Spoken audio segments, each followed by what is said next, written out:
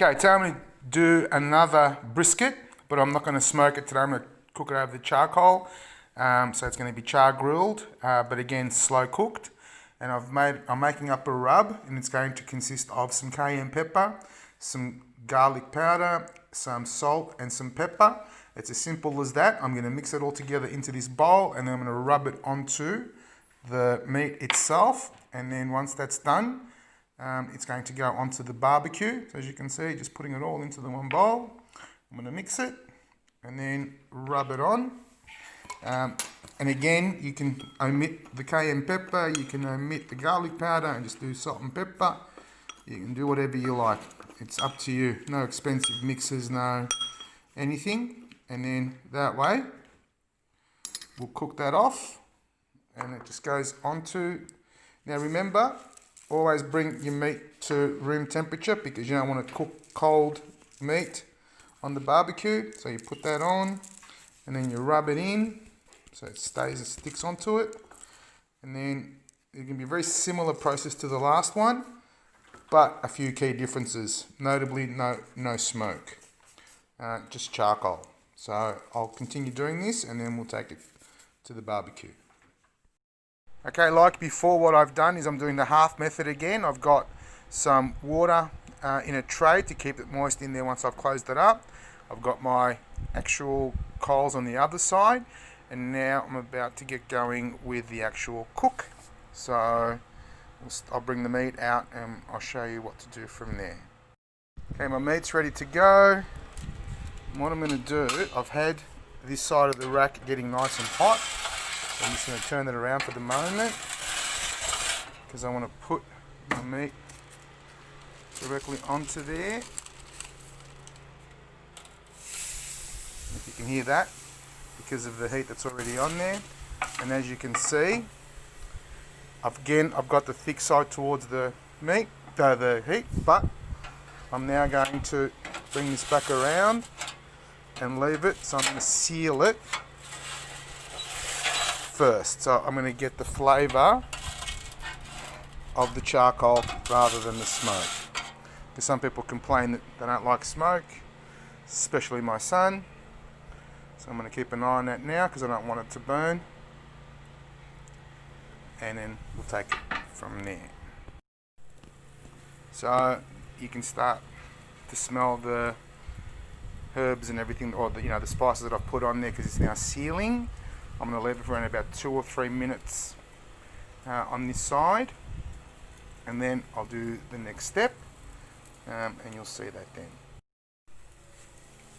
The meat's starting to lose a little bit of fat as it's rendering, and that's now causing it to smoke a little bit, but it's not going to be a wood smoke, it's going to be a charcoal flavour, and that's why we're sealing both sides at the moment. So about 3 minutes later, as you can see, it's a fairly high heat, so you've got to be very careful. I don't want it to be going any more than that. I'm going to leave it about 3 minutes, and then all I'm going to do is spin the grate around again so the meat's not sitting directly over the heat. So it's been about 3 or so minutes. So as you can see, it's starting to seal on that side.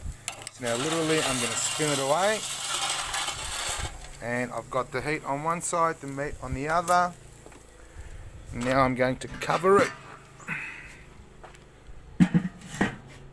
and open the vents. Now will come the next trick. And now for my secret weapon. I've got a little syringe full of olive oil, and every so often I've got the thing open over the top. I'm going to pour just a couple of drops of olive oil on there, and as you can see, I get a little bit of smoke. It's going to be smoky, but it's going to be a charcoal flavour, not a wood flavour. So let's see how this comes out. I'm just over an hour into cooking it, and I've had to top up the charcoal because the charcoal obviously doesn't burn anywhere near as long as the wood. The meat's looking fine, feeling nice and tender. And just as another thing too, I highly recommend that you get some of these types of gloves, which are the gloves for when people do welding, because that way you can lift up your rack, put more stuff in there, your charcoal. And again, I use my luft lighter to pop up the heat again.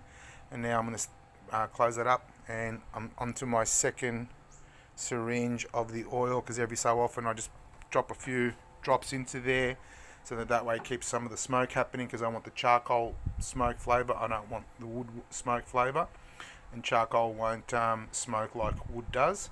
So putting the oil on there gives it that little bit of that smoke, so then that way it's permeating through the meat, and it's about ready to close up again, because I don't want it to go too hot, so I can continue this slow cook process.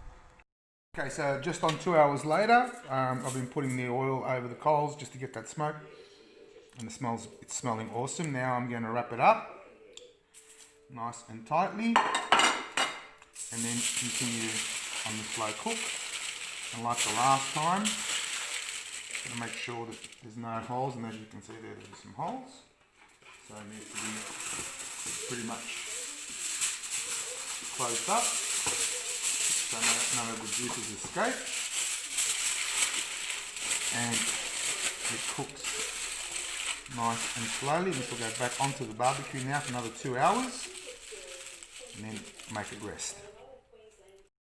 Okay, so 4.5 hours after starting the cooking process, I've let it now sit for an hour covered, and now I'm going to slice it. So it's smelling and looking, it's just falling apart again.